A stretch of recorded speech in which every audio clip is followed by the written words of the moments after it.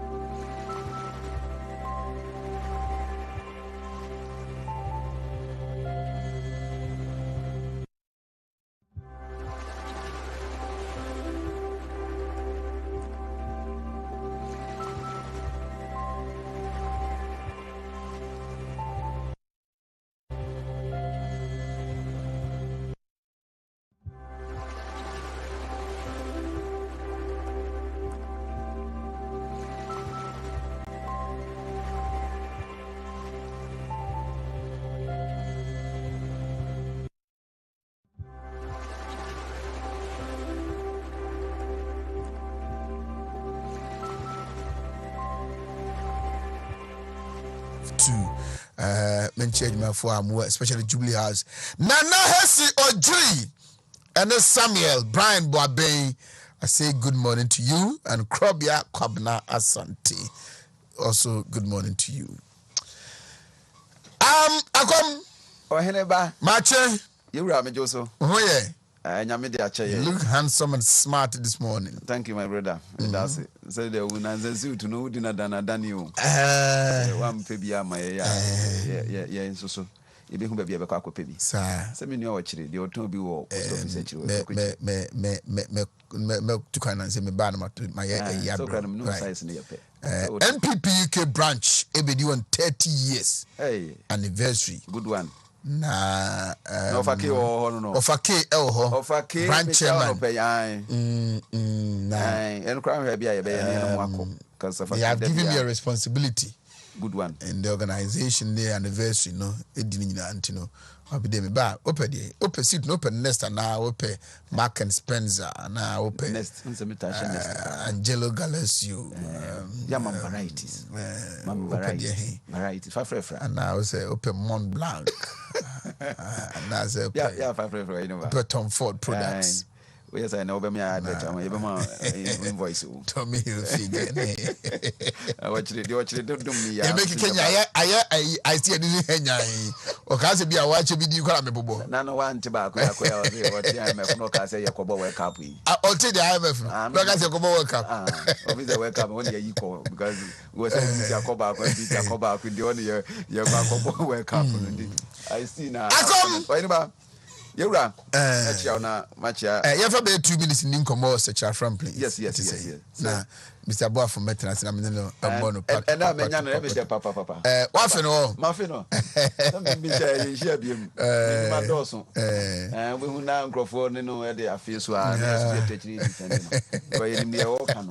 And Sunday to be a yano. Such a from place to say. Oh, Namia, the dream is still on, eh? Oh, and they are Makodan at the crutcher informally to the secretary. Mimiamu Justice Mechano, say. Namia Dumna, Yatin Comodia. Okay. Macquaco pre parliamentary seat. The mamma pen peered in the Mudosu. Oh, yet the baby. Oba, my son. It is we are. A quite per se fossil summa buying on my nanny. So some no different forms. Ubia level be a hey, baby, I'll be Drubiano. Udruha, the hands over your hoy or Hinaba.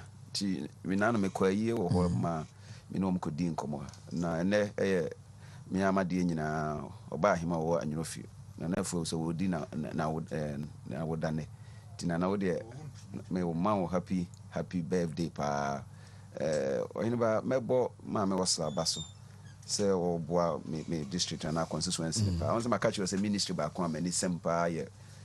Ministry for Communications and Digitalization because the economic value say abe for kwa no pagya de beba enti dwumadi a wodi say me ho na no wetima boama network back say de wa hwese say size ahodo a ye woni nyina obehye mu kena no ya ye isa kurade no ka back a wo Anyofi enclave ho na namponsa me pene na didi nkomokra menya no na namponsa tin kakabo a wo ye Anyofi hine me penu a menya no free say network no e hadwene pa enti ma me wosra no ba wuti me na wode yes aboso ba na mo japa me am say asisu biem na tonfo so baby a obo pampane hia no say ne be ya inua no ho pese mu di nkoma yensa be kam ti mechia omomo wo secha fam prince nyina na menchia ohine na na Mike no pa ne oba hima wo ho ahemfo wo ho ne sub chiefs nyina mekọ ho from next week economy sra wo nyina akosresra obi bia wo areas no nyina na electoral areas nyina machase a me no mo engagement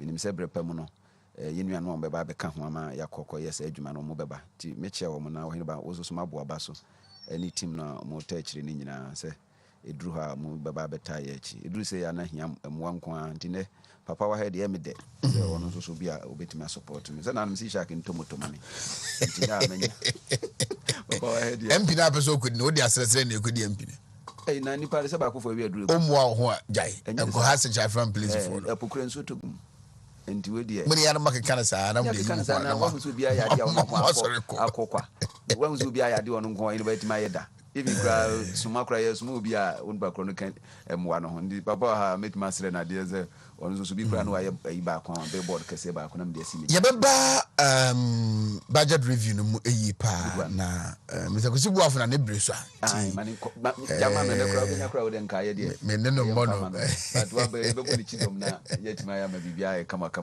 I see Mike no kono yeah Tripita mami. Yes. I was for Mr. Kusibu Afatras na. Many be income come for Spanish 3 powers combined and for my Spanish Jinko capsules and after Spanish Galaxy Mixture and capsules. Me pacho Jinko capsules no more mumfi no a con kind na operation so you're very active. Operation look young, beautiful, handsome. Me pacho memory no operation improve no na unu be dinko mo can some 2-3 more etomu eche operation fight wrinkles and I say operation increase blood flow. Moja na bit me dear fisani e woni peduanum and I say wadwenu mu ya Spanish Jinko capsules no ele make for them out and watching the Spanish Galaxy Mixture and capsules no ho wow ye juma den transit for long hours driver for mutu kwantintene over driver obe do finance we na se nyina peja yes swollen feet be ba cho Johnson tentem diabetes Hawaii kese abroso sadia yo so adoso e woni paduanum and I say ma no monsabuo no enso hamoa wo de ene se over fresh 0266114111 na unem penifo edinkomo anase waje Spanish 3 powers combined one rebi uremo PFA pharmacy kolonake ba dane ye ba Fredimens Misty have make KNG anase Nisi pharmacy abepacho ubenya antekeba fo enra omu ede abane bi bizaboafo eja machen mejo so na apombo kodie nyame adom yefa yedenya kopomasi yedenya si enra yera Ken ofori ata akokasa wo mo chiro madwene wo mo chire de nsem akoka anim beberebi mo na mo waso a yede te sa nsem no asiye pa nsem no pani ko kan ni nyina no ekire sei ede magana no summarize no under 4 or 5 AUB achievable. 1 I mean chet for nyina na me na obi ase menua mechia obi a ope MP do obi opade akokotoko enya na bro odi ase medase odi a preko. All that I tell people is that MPP needs very courageous persons. You will take over from us. Well, yeah. Maybe cry adum and I'm a the rest of my life is to protect Ghana and MPP. That's what I say. 2 Adum Pa started. It may happen you will not be successful at first time. But be careful not to ensure say obedire the process. Stay focused. Successful people are very focused. Yes. And time and life is waiting for you. Amen. The washishe urade nyama. Amen. Amen. So Moto. So say urade nyama wanga so nyama ye.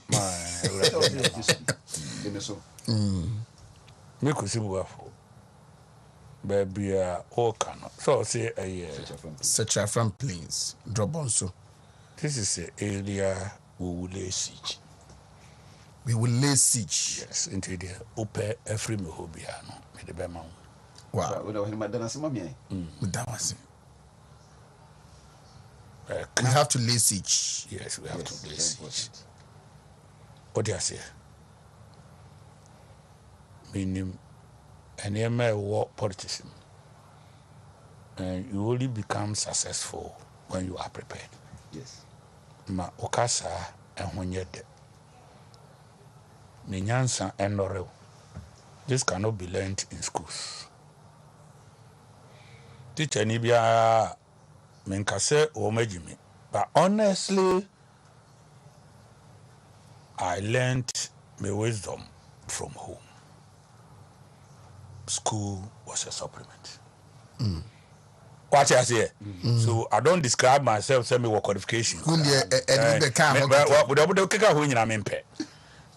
O frame doctor amempe, o frame oya amempe, o frame oya amempe. Ye frame Kusi Boafo Thomas.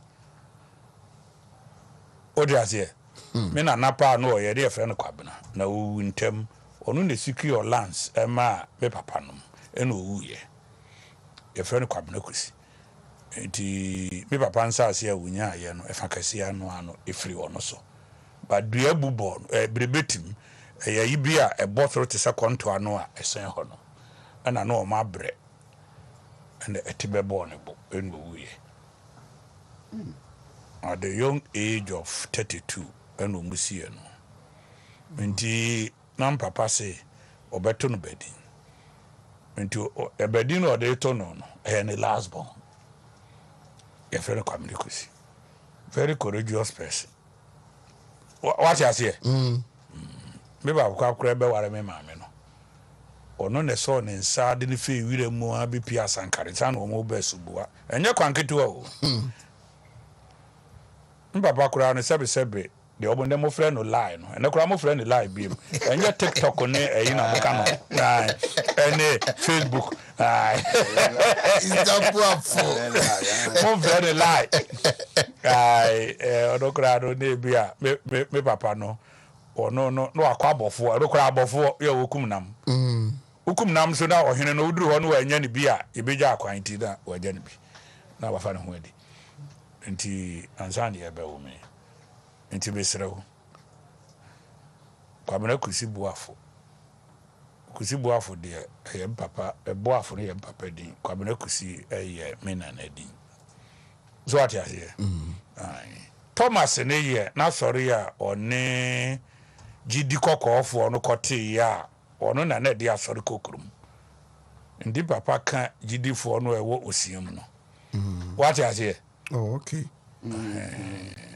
right nti ono no de ko no se me ba we ye friend Thomas 18 mi papa ya wo no 1894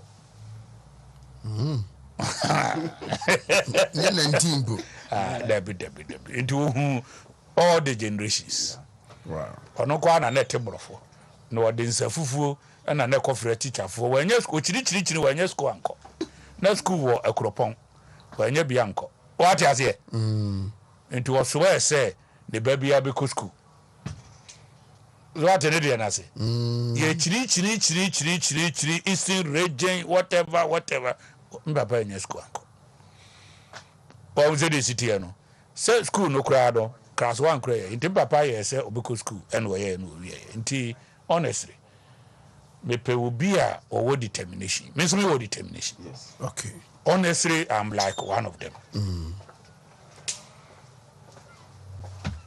all right you better urade ase na say bibia ye kama but honestly I must tell you Enura budget I know a lot I'm part of the government so I know a lot about what happened until now I need not to be present but you can't hint to say there will be Ito to will be back I can't tell them obi a waya yini nyina no bete na yen hwe kwan ye befa so but in a form woman ewia ye in the traffic no be free system no and that is how we are going to introduce it ti baby ye gidi se obi ye road e be attractive the person will be made to make the road and then we collect the Ito to pay okay and this ba power o furu dia kra we the meter be bon say digitization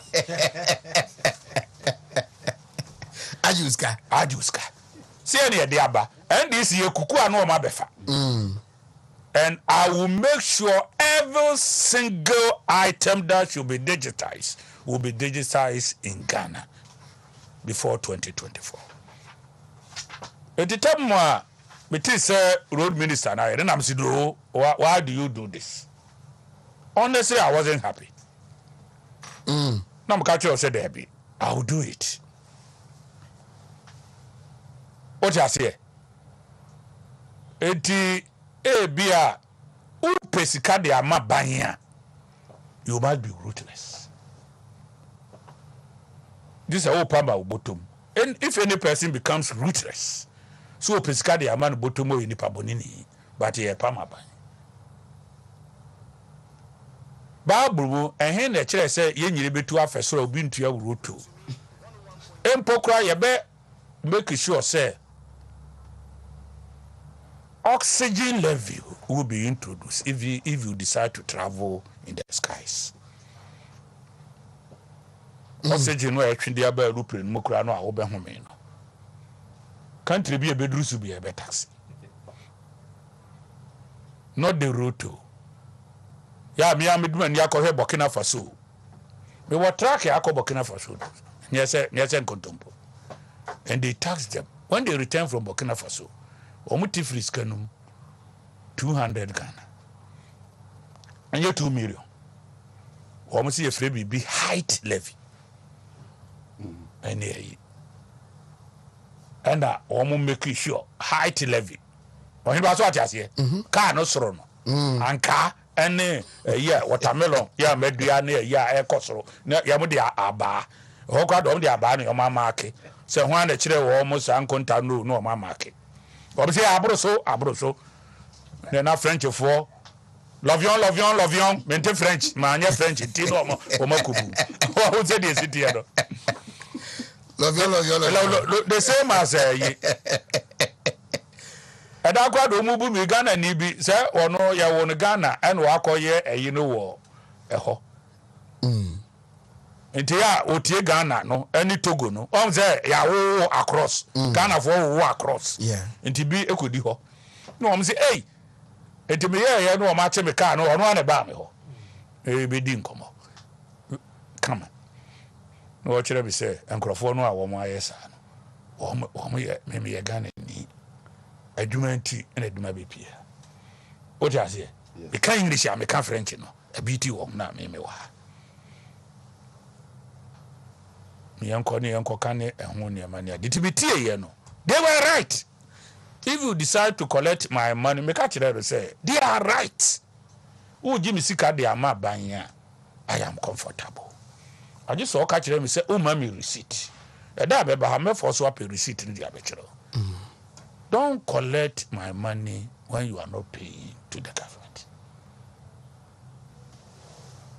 Ghana obi beju sika na enkwa ban ho yi eto no a na wo ho no apart from congestion no wo mo wo ho no etwiyedi they took 70% of proceeds to na ejiji no wo mo di fan wo di asisi adan and nobody can convince me ebi wo ho no mo a anadokora wo ma heda kotwamu anado ahwe wada utwamu a na akọ utwam no aba me heda twam na makọ na matwam na maba me twam na mekọ me twam na maba me twam na mekọ me twam na maba na mse akwa na ogigi scan we me dis a rough ro kwa na gaso akwa de me 5 cities and I 6 cities in and out e wo bechem wa bia ni hwe so akwa da girlfriend o so anya sika na wajimia you start spending in the night and you spend with gas. Mr. Wafu. Yes. Anybody when Jessica. When you man are doing any mere. We are. One man could not do. Oh, take the balance. Mama or has a pair woman if any take the balance. I'm on a tip. I'm on a tip. Not tilapia, net there is so take the balance. Not preco net there is so take the balance. Not for more sign. It will be a one will be and I'm saying and unfortunately government has generally become unfortunately and I beg to become an idiot, not MPP but government over the period is a serious idiot.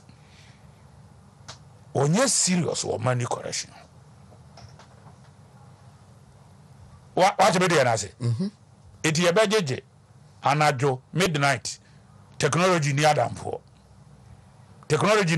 wo convoy komo be campaign na no misi adom mama ne nkrofo o ti ase yo edunum na me opposition ni MPP so me to aso yo aduonu na me say sa mu betua and whether your convoys will fly you will tell me. So what you say? Definitely it has come. And it will quadruple revenues that they were collecting.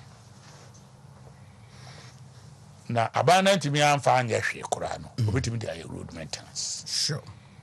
And that is good. And you levy a the next one, and they say Ghanaians are safe. Free education has not been cancelled.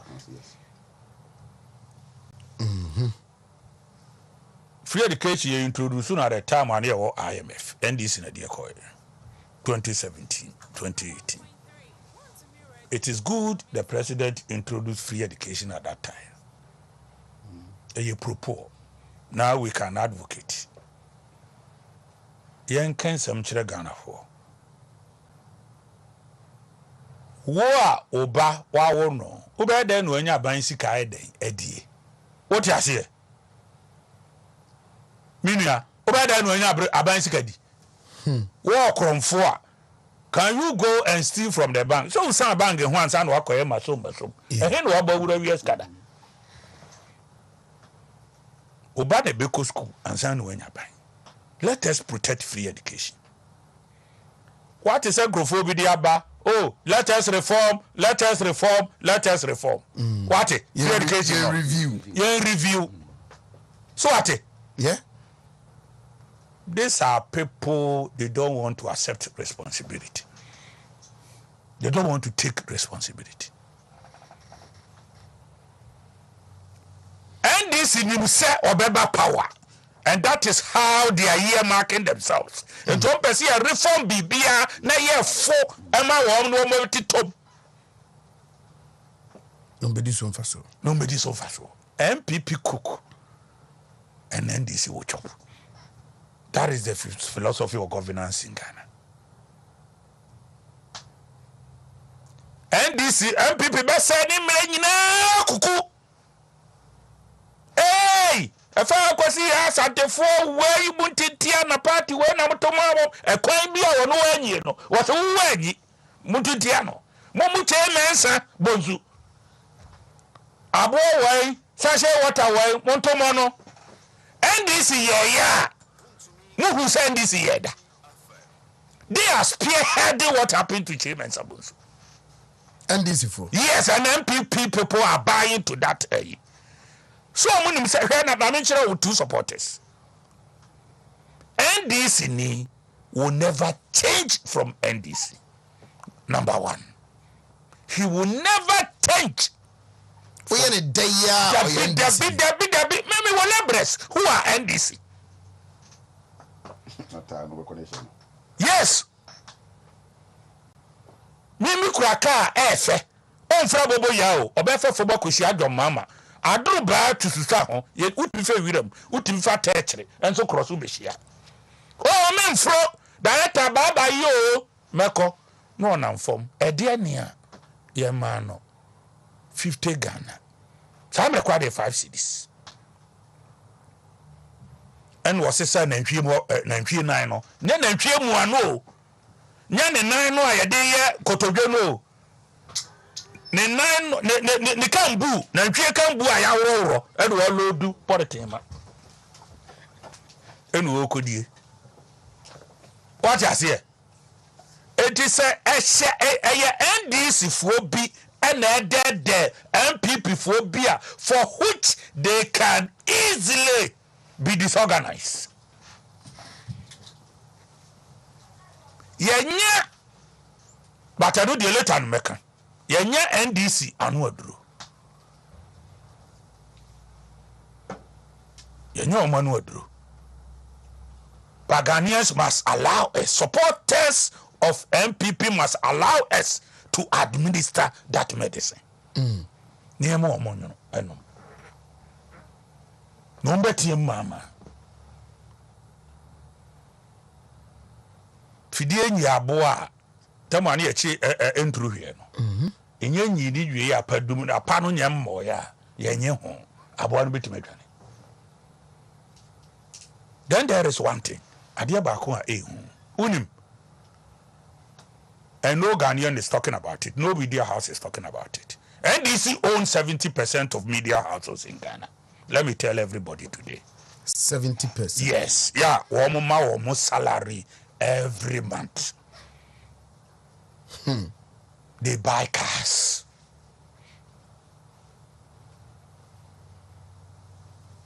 That is why a change in MPP is necessary. Maybe I'm in Mekasa. I know the American film was. I will tell them straight away.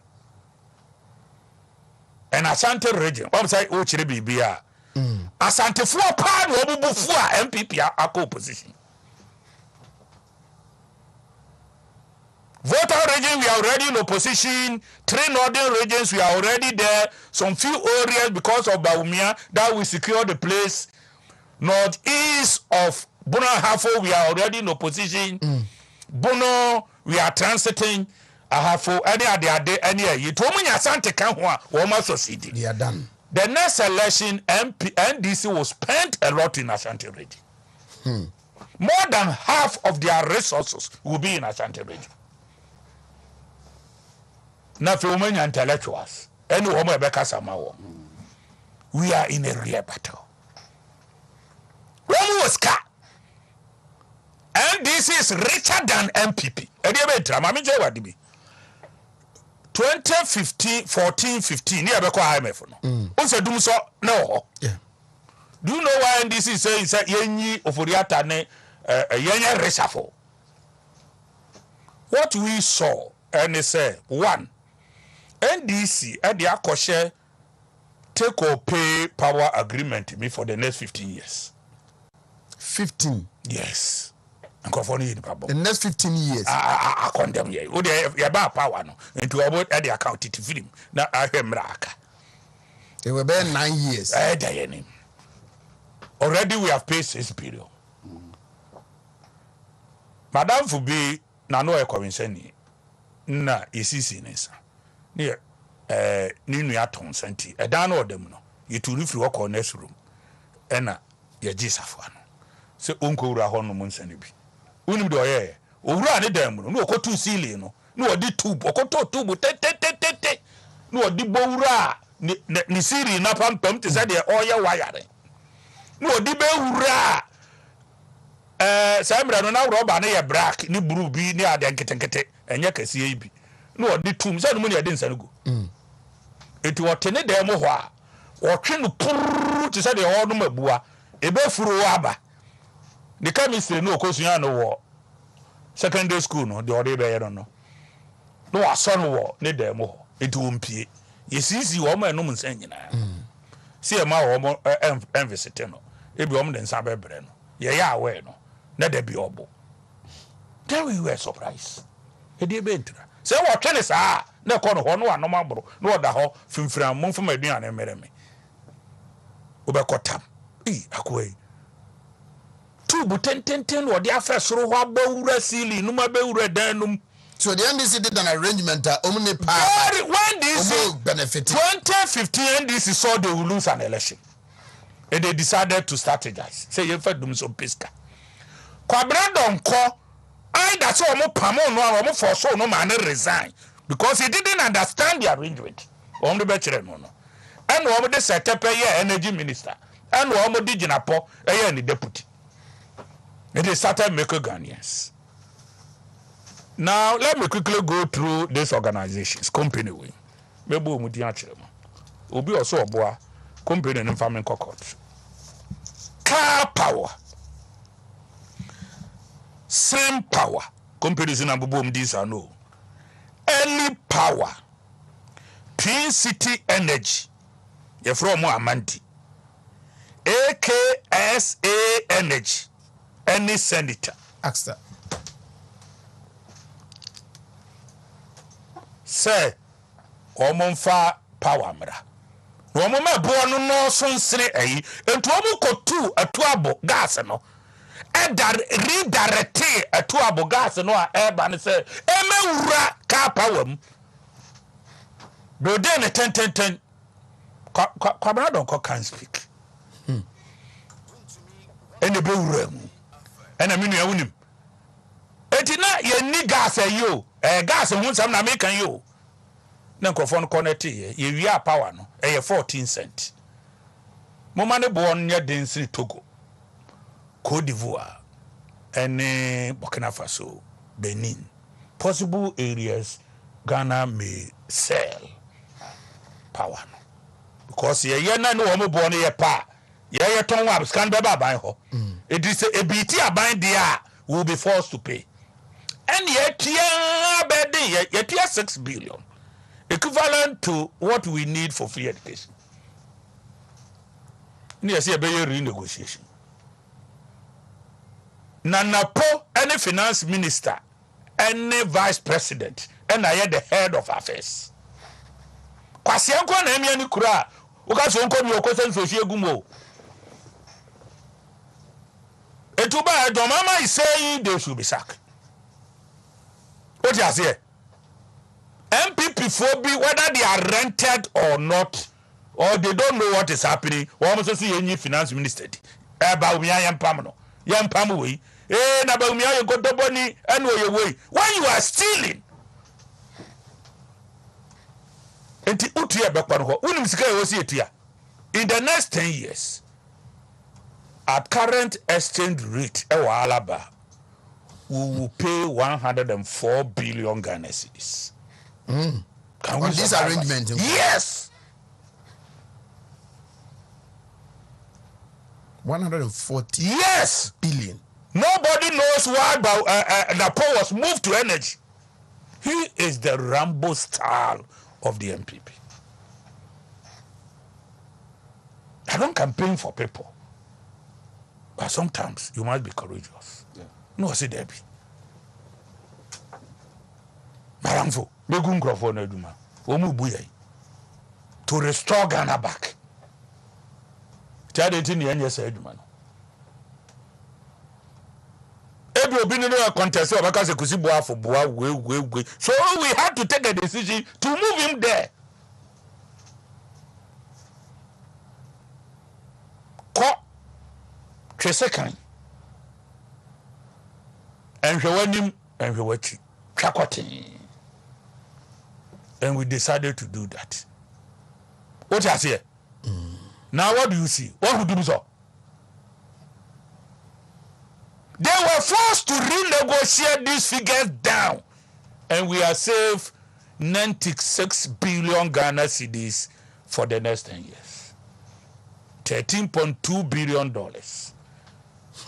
Some are bobo umudi, and they are hearing. Yes, sir. She kwasia na ade ko dwa so okoto ade ma wo a na ota afre no e wa kire se yabu no ana o nyanyansani yan reshafo enti bi kura me ka se okay ya reshafo enti yaba NDC has an unfinished business and they want to pursue it. Dia ka no do mama ni hwe oni hwe na fidie no anyi Ghana for. This figure I have mentioned, ebetimi ama Ghana for ako school for the next 20 years, free education. Yeah, I better build the infrastructure even out of it. Na sebe ya jimiana. And woman na IMF, I go for the IMF, and I printed 22 billion. What do you know what it is? We will say we need to build foreign reserves using gold. So what you say? And foreign reserve is backed by gold. Now, yesi broni wajimi say as far back as 100 years. Obetu topum don Diago di Azambuja. No money Christopher Colombo. So money na to say. So they were looking for gold and they got to Ghana. British gold reserve. Yeah, you are more foreign reserves. 70% of your gold they secure from their former colonies. When Ghana became independent, Brunei Darussalam, now known as Brunei, near Freno Takai, now Brunei Darussalam. Then a country called Malaysia. Then a country called Ghana. Harold Macmillan, then another troll. Dictionary. No, I said, "Oh my,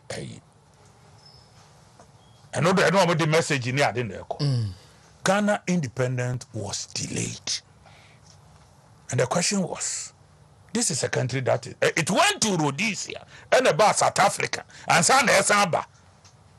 1 p.m. At the time I come in Kuruma, I can say Ghana, our beloved country, is free forever. It was deep in the night. No free kwajo boat, to free way, but them nominate the aden with Omukoshia. And go for your travel independent day team, Maharo Makira answer. Queen Elizabeth, and the message is called Rhodesia. Anyway, see and suspended Ghana independent. So what you say? When even Rhodesia, your friends in Malaysia, independent, you know, they had to get to Ghana. No minister Obeshia will be a friend of Kwajo Botu. No Busa they say. Yes, he independent, yeah. Malaysia asem obusa anu no kwadwo botuo de wo mo nante se nwasa ase ne te se one namoa no hu se eye nteche nkrofo independent wo mo mpi enyansan wo mu ateche de den no hu Ghana de ewira mu ne menua eje de yo ha nyina na enua akese the largest odum tree is at Sheffield yetwa no mem in 1922 what said yes die no busa se na Ghana etesei wonu de si ye kwadwo botuo si mukodua eme kwadwo botuo ene ma Malaysia edua eme se mre Ghana ne amunsu dua eme ni bi omko kade oti ase koko no atete kwasi di ba ye no ena manfo dua ya ska ba mu no eti koko yare ba ya ye frɛ no you know solid shoot no ene sande sanko nu abe the term sanko nu abe ba ye ya manfo cha ase to mu sanko dua wo me eti na kade no mo area ho ne ade amu hu no ene ade up to this time they are still planting the palm trees. Okay, what we dey na say eti ye wo problem eti yan hwe de ginapo no mu ye sign contract. Nobody has asked a bujinapo about this cross and no say e yin kan bi we so say yankoye eti gold reserve no unim de asie Bank of Ghana need to purchase gold equivalent to $4 billion to protect our currency. Intina na say ubetia yes local mining we community mining gold ye pesa wa ubetu gold do the cultural Bank of Ghana say ubetimi ato ansa na ade akwaburuchire and Newmont was the first to do it. Montoma Niemfem building say UK abebu Ghana 100 years ago. Now what they are building the reserves no protecting na year America here under El Dorado. America near from El Dorado. Yo mo nam South America to go dunia de wo nam Germany was around Togo yeah ken na ye wo mo de na frɛ no Trans Togoland wasn't it ya wo mo lusu wo no na ye chefa ya ebi kodi France for ho ene for ye chefa ye what you say Ghana de what we need to assure ourselves and they say one the budget brought a lot of innovation how to build our reserve with gold and from now onwards sadia we ye adwuma of which of course e be ye adwuma nti ato force enkofo ni print sika akoto gold wo ma tu galam say any gold no cedis no obo pay o they don't ask Chinese for dollars when China reserve 4 trillion 1.9 gold. I've been to China to go and look at their gold reserves. They don't have any gold mine in China. Omutu free DR Congo any countries here omunya into omo bag and hano in the last 4-5 years during NDC term stupidly omu futu say yensuo nyina de ko build omu gold reserve. It was 1.1 trillion and they move it to 1.9 trillion. One do omu prisoners and they are nyina buy during NDC time. And on na what here and on na kwakubu ahijina baby a so omu beba no omu besan yetu. Of course, omu betu. By this time it will go to Bank of Ghana. There they are building reserves. Right. This is the kind of thing we shall be doing as government. Now, here make sure say we must protect the city. Now, obiya musa to forcing. Ya na mpesa mo frɛ ato forcing. Any jina pose. The ekusi boa for abekan. Is it wrong? I'm challenging any NDC members. Man ko sign sa agreement way. Ya nka ebeku yai. Didn't you sign? O sign ya no. Ni eto no Togo sign. Ni eto no Cote d'Ivoire sign. Ni eto maybe Drew World Cup. I had Ghana na ye sports minister. There was a coffer power. Every Africus. And the better World Cup no a ye coffer power US no. What you say? Now was a coho. Ni a coffer power. Cheaper. Samre no. Mumusa wo mo. Edu Christmas ya. No ba coffer free Africus. Edu e de fetra. No ma coffer free Africus. Do we need to make that arrangement? Let me tell you one secret. They took the king of Ashanti to Nigeria to go and beg from Goodluck Jonathan. So on supply, yes, for supplies of gas. Almost say, yeah, the pier, a be na war submarine beam and na pai a punum near Musa. Maybe from where me position I am not palatable, and you made the right person that I should ask. But let us ask John Dramani Mahama. Say ye day and we best slay Asante Hene say woman called good luck Jonathan near Copa the Chow. Say woman energy. Yen pe bisa be ya doom sub ebetimi ejai. Then I'm asking myself a big question. If Ghanaians are saying MPP is bad, they will be giving their NDC and they will see. Jaja come. Why no ba? Bra.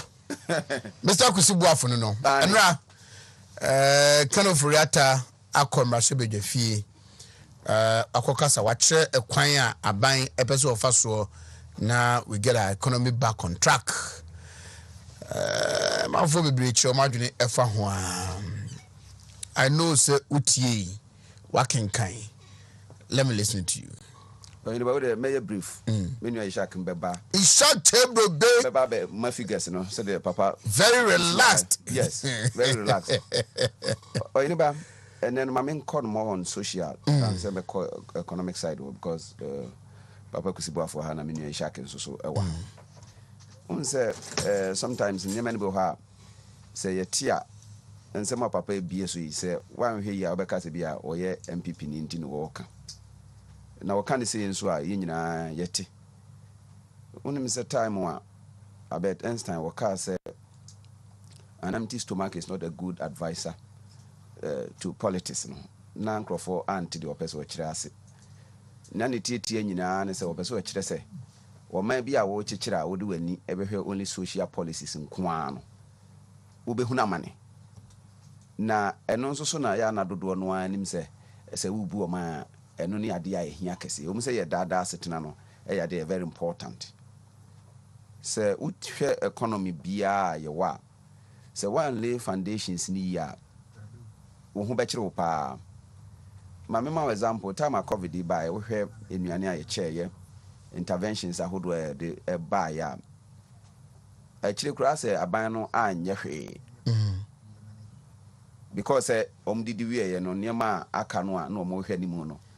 Omonsa enye de enkan makachi was a free be decline satisfaction se nipa wo ye niam ma no a duru baabi na ope ade fofora dada no ye ni nyina no chese ahyeagu na no a me hu sa man a omo developed omo so anya kwanya omo ye demonstration no na meti baabi na me hwe na me sere because omo de omo wo hospitals papa omo wa kwan papa omo bibia ye papa meka se nkomo de omo mfata se omo ye demonstration three bases who be here. Why they no more demonstration? And sometimes I will make reference Ukraine war. Any COVID in it or how about be or one man your fufu be apart from MPP. Ni I Crawford be crass said the papa kano or mumpese or mo begiatum. Say yeah, chichiro maya a war a choir who do I a faso. Now maybe I will chichira 1 2 and 2 cries. It can you go nature say ube consuegu contain. And you know that be a jack better have as one digitalization, not just say it is what I cap my way. And when your friends say good governance. Now we share no budget near ma a bino a dear guaquem, taking the global outlook, said the name we are seeing in our how never. So we share statistics be or the buyer now or can a comma UN for predicting and say about what they say 250 million. Will fall into extreme poverty because of COVID about Ukraine war. And teenagers say, or maybe I will pursue the also told us and now she show near me. Now, no, make as the vice president of China, no, because say they are moving away from speed to quality. Now, and near my year, be I 2 years, I should Until someone Papa Kusibuafu Kane and Yamma say Eba, because many didn't come. I think about 3 months ago. No Kakwany, Befasu and Tukra, BBS, Kanyuguniano, you bit me dear near the Ashako. Yes, young Cotia Drumra and 1 year Habai. And then Yamma said, who ye vat, no, a woman, because I will catch them say, now people are also moving away from that face to face, the brick and mortar type of businesses here. Just a budget, dying into Kuan, I don't want to move on business online. Tobut no, you know, banner made the papa. Papa said, no, you're the PP in the bay. Because I might be behind him, but I didn't be catch lightly, no mystery. Say, Camina crank, young Quajibusia, may acquaint in I should in a cannon now. And you say, no, honor your person move at that be answer, yet the mancro for crying as a bay kind of BOTB arrangement. Ya, if you are not too, this is near through electronic means. I no bit my boam yet my Jessica dear to kind of quantity that which ya a banocumukra behano. And the aspect back one, ye through that side, the beboy no dear papa can your friend gantries, electronic way I fast with J. Ye levino. I say it me ye na yet me recover. Sikabia na can ye new guni to me, Sika win now, bow man moi, a bit mamma yakoyenim. Taxation. Your boss will sometimes perform better. You can. Yes, how much is given, much is expected, vice versa. Yentimen Tinaha, Brian, you get to Netuano, I genesis, Nipado, and Tria, near my and Sanya, the enca. Last time we heard the statistics for tax distribution, Papa for that by Penny Ken, my mention on pay. Now we share the regional imbalances, any contributions. I will say, baby, the she should be more a day at or minor. But because the informal sector no e hona be ye kese a entimi muam ye entimi nyadodo no e kwan ben ene e befa so ohene ba ye betimi de ye ni ahwe waje sika ni de aba be kasika ye wo no we projectors at least e levy o ma ama na maso ntemu a e na no ye kohwe kura ye sefoto na about 10% fene dem yi ni nyina ye some of the challenges here projections ahodo a ye gina so ye 2022 budget no ye hwese ye benya the expected revenue ma because Ubi fi says a baswa or mine be di ama party nanyani munyamti or munye. NDC rented 70% of the media houses to campaign against E-level. Said on you free senior high school. Yes. And we're about to say, ya no wow tiffy now you starting. Me share the pilot a year. Kakana Karaso ya buying it, no more for you. David, yet na head child took road to chocolate to you be a fee. What's that saying? Say, abandon. Why didn't I say the government is sometimes idiot? I said it at the very beginning. You said it. Ishak, I your presentation. Yes. Ishak, your smart woman who pussy. You have a nice proposal. I can't judge the government is sometimes an idiot. What else here? I have said it. So excuse me to say it. Government is sometimes an idiot. Why we said yes, it so you be said dear no. So yeah, and fan ho o yonko atiska say yen campaign tia o the free parliamentarians wate wo magum the top class so omko campaign tia na yes successful yewu yeah ho akire o ma party meeting o ma issue statement yes exactly ediaba what you say the only a year where if you want to survive as government, it is not only the good things. You must be feared. Yes. What I say? If you say, "Wow, so be kusum jata fidieda."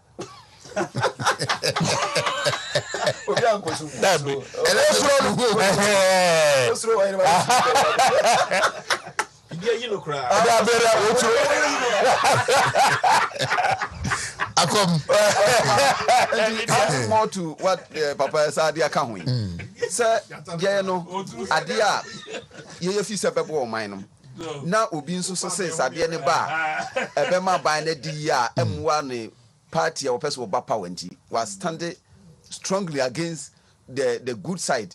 Said na ye kamini shark no yakeka ye ho abom ya try nice proposal a wo hwesi kakra anka ye gi say ye be call around akọ na nkrofo ate ase because we saw say the eniema ewu mu ebeboa ma yetimi akoye enim no edoso so ne de nkrofo kasa no na men san kasa mi kiro allowance be any salary at parliament Haruna Idris na ndindi kan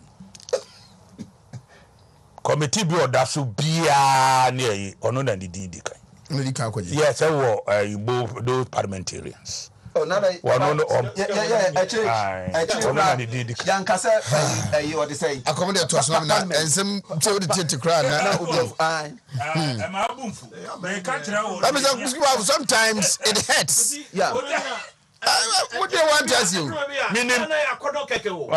Meaning, it is painful.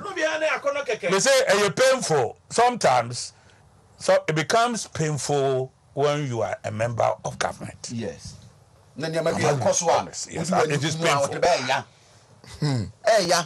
Now, dear, near Huno, me won't tell more. It is what I have seen that has killed me. And you bay. Yo, Yentia. In a kumi. A yan until walkers a kuma. The men who know kumi. Econo. Sometimes also Akuma, eh? Public sector workers, a juma my yen nano, they are required for only 3 days. The remaining 2 days is useless. Akom, trust. Yeah, can you answer? Say, baby, I be Bruno.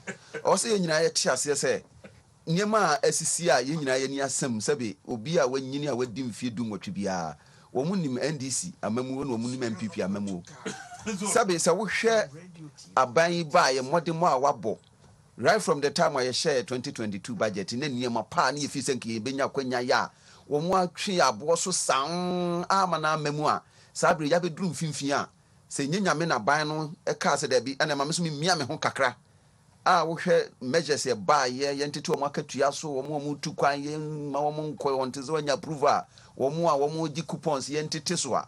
Or in the bank a cocoa, ye say. And Tinyamia dum na Sabri da sotiasia. Sometimes I don't COVID, and maybe I know my interview or radio station, you know, Mubisami. And I'm sometimes a tis will be COVID scam once a month. Ya name me ya. Because the monies I did buy, they were not for development. A year, Pusika, de baby CBB, I know they are fighting BB. COVID, they might need a trace cabby, and it's not them. It's not me, Cassis says, any power show company for cross a comfort bonnet, dear. Sabi, what now cry yarafua, and Kinima, and people near comfort bonnet. Aside all this, other developmental projects are who draw air cost as a see a sectorial by sectorial and sector by sector. Ube who say, baby Pien who are banning fan and sankai. Nanuna yana me yas and conform to Tim Yamia or when he be. I do how we see one persuaso, or woman cinema, woman nimua, or mutimi casa banning your hay, what Jessica Sino. Yana my roho. Even is a walk up with a crown or in a bass, who knew who I am from a woo. And sometimes will be ya na yes, say, or quite Jibusia say. We share time one ye gina now so. Na ye credit worthiness was through na investors a who draw. Are ye ready? Are ye crowd and come back so yasne? Any tourism crown said the whole big boost to economy noir. COVID by any answer to a buyer. We had 2019. I think that was when we have the year of return or whatever. And no, here's a car, Nanko for a pejamo a day bar. Nina, she say Nina, no work, but COVID by any article.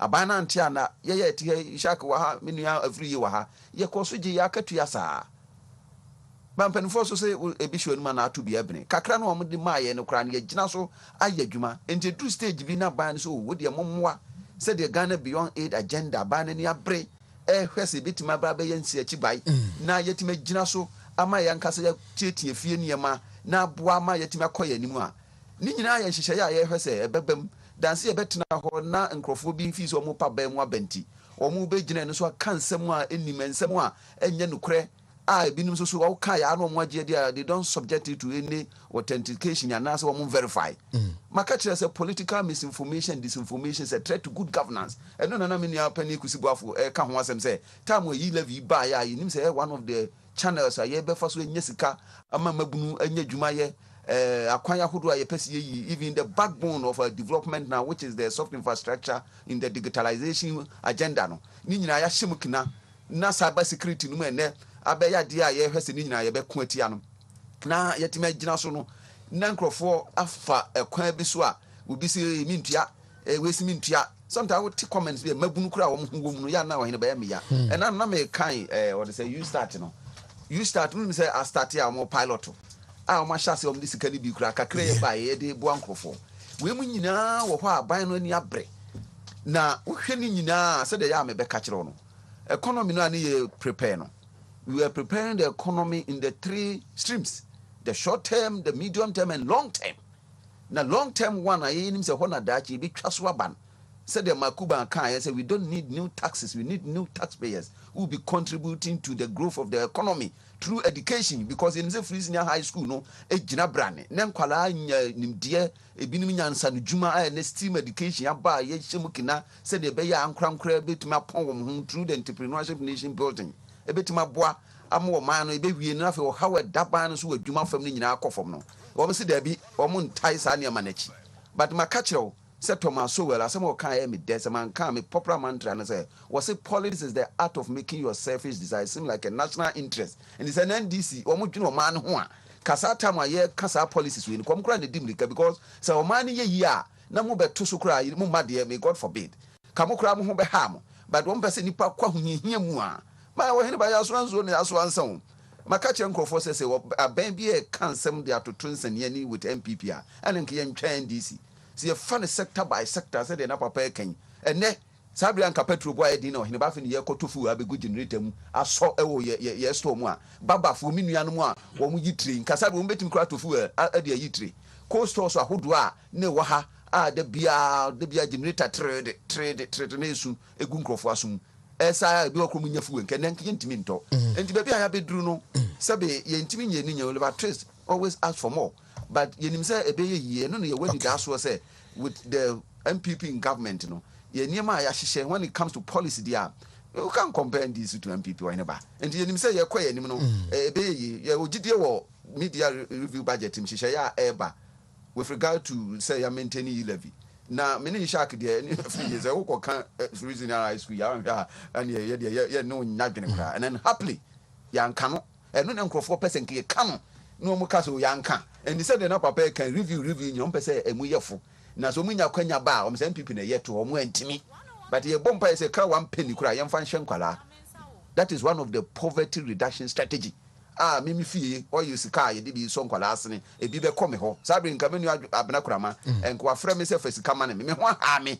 And I'm a quarter bone soon, Qualea madame cat. Say Brana baby to school fees. Women I and Yamo and about ye say a beconity. Remember me and my bem make us a media review budget. No, you say Bebois, I'm a Busmin, and answer fire do so a Timmy Acon. Dr. Samuel Efriye Machi. Yeah, Napum. Yamiadum. Edenyanko Pansi. Mamintiu. Your highlights. Media budget review. Me birthday no na mini ha. Na she say tiki advantage. Something we show happy birthday. And I now pay.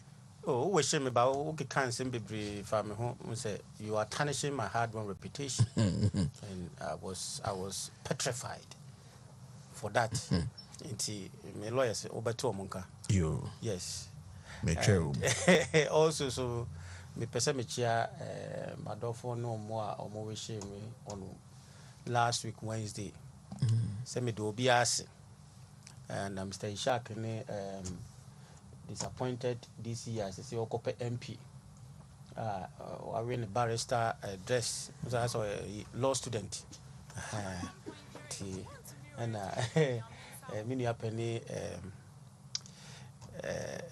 Mr. Boaf. Yes, Mr. Boafo. So Michiano. We de me ma me bia uti upa e was Central Market. We didn't birthday. And Michiano, Ma Teresa Amo and Thomas Amo was Central Market. Michiamu ina ono ba Frank. Only about the economy, the Minister for Finance presenting or Parliament. Now, sometimes you know, the BMK say, and your ma is Ibimu presenting issue. And say as if you say, the Omani Kumu there was no COVID, there was no Ukraine, there was. I say, Ghana is alone. And a tea baby, and it's ye be bia near Tiho. Inti o can be now say ni see ya. And this is yen COVID, you know. And Hineba nowadays, you know, about 80% of presidents in the world are unpopular. All because of this COVID and the Ukraine war. Until all president monya problem our country mu say and I might be cry be Sri Lanka say president cry resign because Wontumi and we nipa bia sebsebi nipa bia na say president bia the team manage some of these things and say the opportunity say bia yetimi manage and Malaysia is still in COVID time. Me colleague be also there. Still, of school bear last year February was still room or said them sir himself or buy within a month ago. All because still COVID and in China crying COVID in some province. Province are minya kwan kusuya there on still there's test every day. You bear 3 tests and now 2 tests. And the COVID itself is one thing but ubi bega say na yeka COVID, yeka Ukraine. Maybe that is the opportunity to move to now the world or now global scene. About 2 months ago, the Americans imported more than I think baby food from Australia. America, Australia no go import baby food. All because there was no production going on, and I said Nyoma Soa and Kran Beye Yinina. Inti Yeshemwa, the consequences of COVID 2 years in Ukraine one of the major factors. And in Nama, he says Sikafona or more mine or Musikano. Ubiam Peso Bema Bosnia, and I say Nisika, wa reservoir, or no Nebia, Yafuni Timi Konya Koji be free hono. He said, or more asa for more Sikano, because they have to manage the economy very well. Na also over reliance a war foreign countries or the developed countries no more. Any yan kasa ye nipasuno ye taste for foreign goods. And I we are BBC ya ama yen watch yen. All because yen nyina ya adwen say BBF rabrochi ye bebo bosia sa ye bebo bosia near the development. That is the normal way. But BBC ya abrofono ayese omo esika omo de bema bosia ni we ni nyina no omo be hwe omo no na akreti a lot of problem because I na affecting internal income and asset generation, revenue generation. And a minister for finance the kwanya afa so be say yitimi improve your revenue generation. But media may say shako how can be Mr. Kusi Boafo so I can be, but may focus on a small, I think about just some few minutes on the entrepreneurship aspect, the youth start. That is where because the youth because na budget here media budget you can for so ben so ubia wo ni way obehu no na youth no bebusa say na budget dey na me so menya free obi oton ade so bebusa say na me kra ne man better petrol so these are the basic questions nipa ye wo down no bebusa what I say inflation ya de bia be ko na ne ma ko yi eso bete dollar no so e betimi stabilize.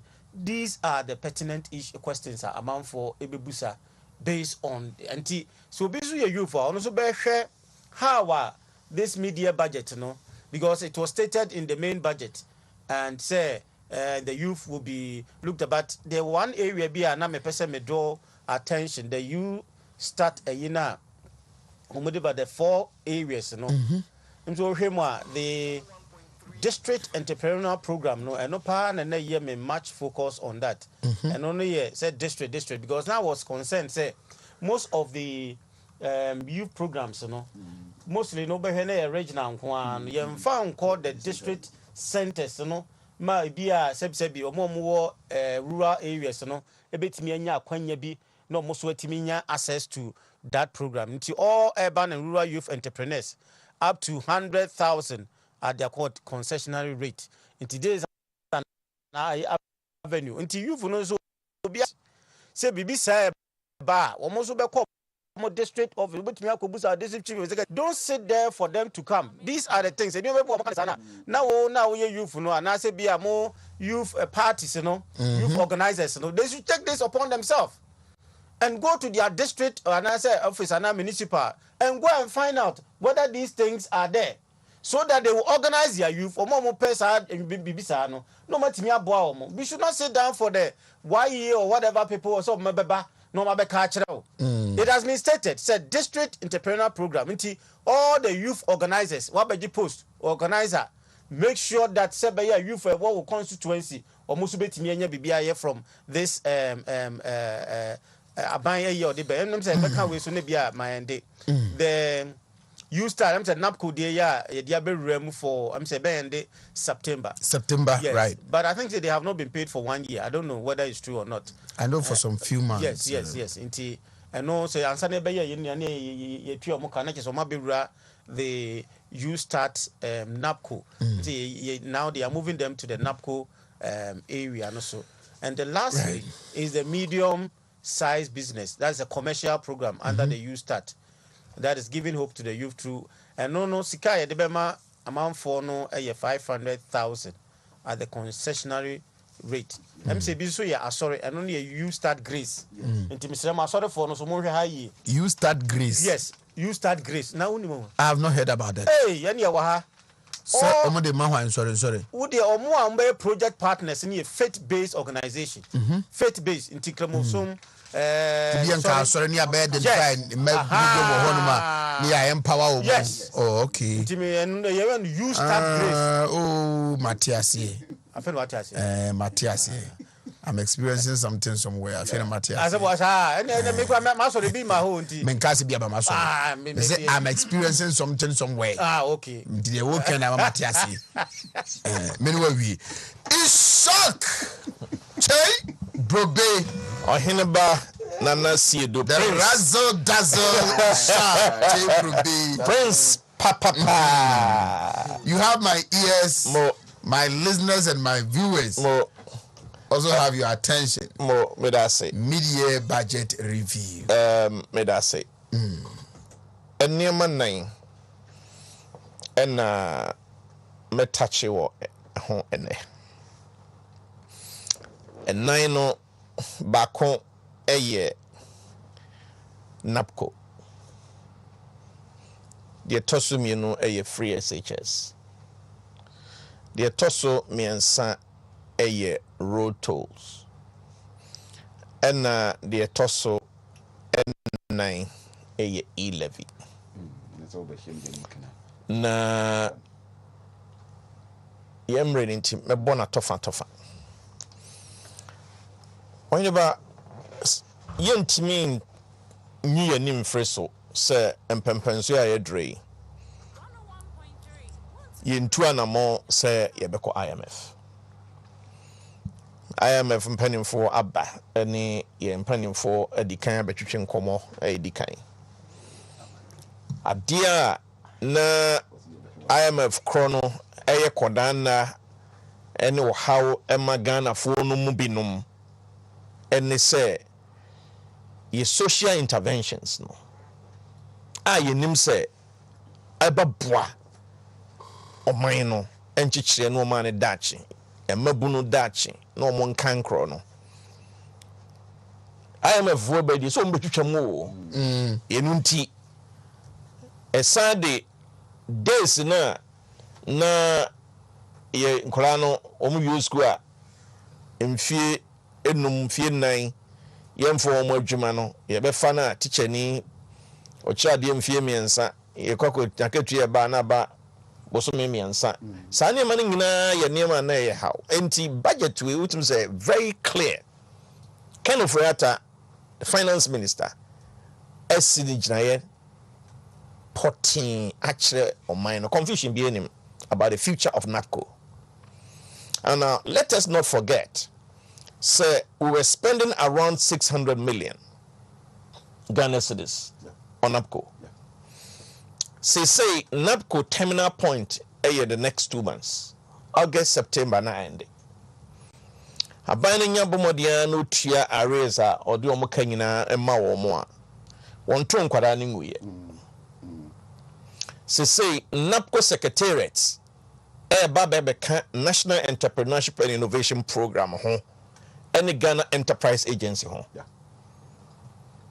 Na me sure say funding na Ghana Enterprise Agency ni dey be focus more on baby Dr. Free kind of small medium enterprises.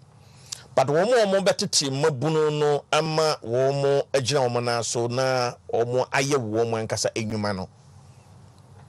At the moment, after media review, is becoming clear. Say, National Entrepreneurship and Innovation Program, NAPCO secretariats are going to come together. Na omo ano mo NAPCO so samre omo nyanya adwuma no youth entrepreneurship project no omo do omo ayeden ewrem. It makes a lot of economic sense. Say, now sika nanka a part of our recurrent expenditure on social intervention called NAPCO, no, is going to be our way. It's very clear. Now, say sikano krano say bosia krano wa board na hodi ne hunsi hu kra kwa kutua. Ka hu say yes, say the financial muscle na e mo pija kakra. Alternatively, say sikano go into funding no krana a support to youth entrepreneurship na. It also makes it very, very productive. So now we are very clear in our minds. That is my first comment. Now, NAPCO I am very clear. No? It also tells us this particular government, nursing teacher training allowance, remain untouched. What you're saying? Because these were the concerns. Yes, NAPCO is gone. Teacher nursing training allowance remains. Exactly. Ebwa Emma is settle. Enipa womo o main no titru emaburu no is settle on the very, very clear in their mind as to how the future holds, for them. Number 2, let me link it to free SHS. Free SHS remain intact. Na mimi kwame brobe. So when the many can infuriata Asia, Nanado Danko Kufuado Asia, me say I can't figure out for a second why say a bit more call for parents say womumrana omumametua bibi. Adia digitalization, full digitalization of the Ghanaian economy is enough for us to save not millions, billions to sustain our free SHS. I don't get it. I don't get it at all, completely. So, free SHS also remains intact. But the reality is also something that we need to talk about. I chaired 3 boards of 3 senior high schools. The challenges are clear. We can't just sweep it under the carpet. Okay? Buffer stock, here's a very structured buffer stock. And I'm happy. The man in charge of public sector reform is sitting right on my right-hand side. That if there is a single request that I will be making this morning to him, it will be a restructuring of the buffer stock. In what sense? Say no, you pay you link a buffer stock to our school feeding program and SHS. Yes, we have linked it, and it makes perfect sense. It makes perfect sense for us to do that. Because turn near man in bulk, in large quantities. Na ye memu na ye dua near mano na ye jiko near costo near the supplier. It makes perfect sense for you to bring buffer stock into the equation. But the restriction of buffer stock, and they say, within the context of a free SHS, and they say school feeding program, and they say, it's a dedicated source of funding. Emma buffer stock. It is say the get fund. That is say the national health insurance scheme. We need that. And I don't know whether that is going to come from fuel or is going to come from VAT or which source. We should be looking at the source. Or e-levy.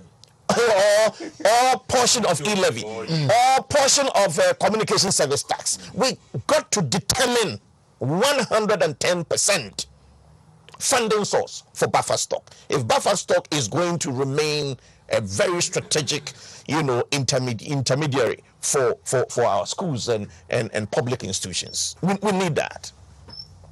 Again, when management system, no, it's it me restructure management system. At least we must have all regions having regional office for buffer stock so that they are responsive to the needs of the individual regions. It's extremely important. Say, you pursue a 7-year free senior high school policy. You pursue a 7-year free TVET policy. You pursue you bubro eso na yama enuma and skill development. The integral part of the fight against poverty and degradation in Ghana there, then the buffer stock within the equation need that restructuring to respond to those needs. Number 3, make some e-levy. Or you know, Nasa we nka so what now we chief intermediation. Corporations say yeah. When I chief intermediate, and I academic patriots. Yeah, handouts. Oh. Yeah, everything was ready. Oh. We were left with the push. And kind of Kira Ken at the core Western region.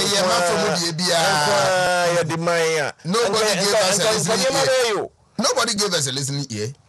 E-levy remains, but there are a lot of questions that remains unanswered because Yora Ken of Reacha did not update us explicitly how much in media review, as at the point of media review, yet me Rizi from e-levy. And what came out was from Gabi. I was suggested 2 months after introduction of e-levy, expected revenue of 600 million. We are hovering around 60 million, which is about 10%. The 90% solid behind expectation. And if that is the case, then some kind of strategic thinking must go again in looking at the e-levy again.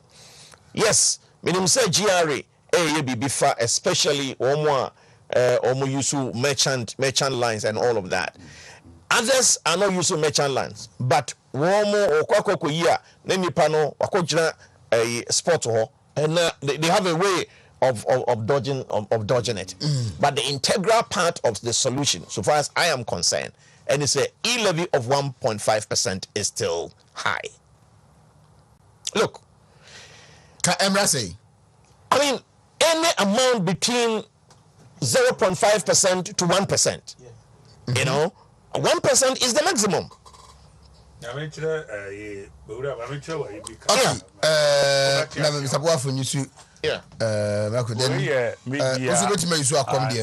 Media transfer. So it was captured at 30th. E-levy transfer 30th comes quarterly. Okay. And at the date of the capture. Exactly, you can use this microphone.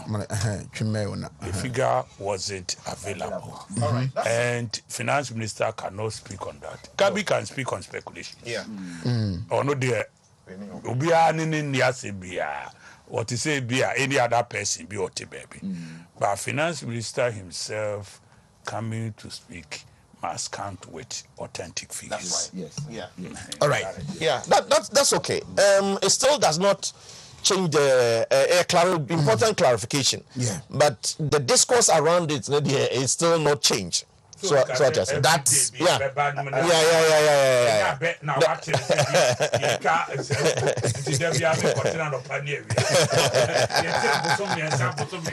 You know, but your agency are dealing on daily basis. If it's fully digitalized. All right. Finance minister will not be allowed. No, not finance minister. But I say, Ghana Revenue Authority should be able to have an idea as on daily basis, on weekly basis. I have the figure. Exactly.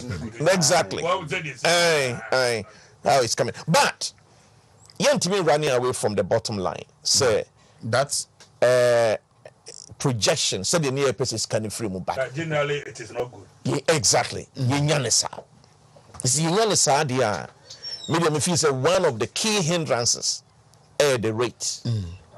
Yes, we began with proposal of 1.75%. then it came down to 1.5%.